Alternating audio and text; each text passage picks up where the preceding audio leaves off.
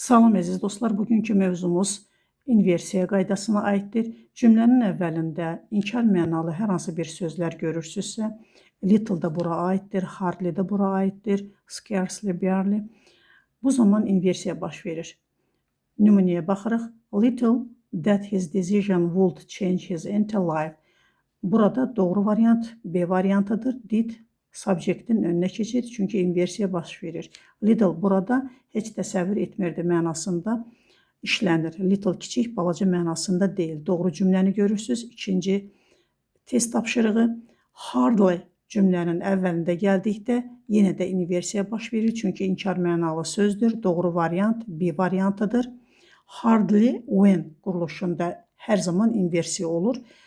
Quruluş belədir. Struktura baxırıq. Hardly had subject verb 3, when past simple. Hardly had I fallen asleep when the phone rang. Videonu bəyənib və paylaşmağı unutmayın ki, digərləri də bundan faydalansınlar. Minnətdarım.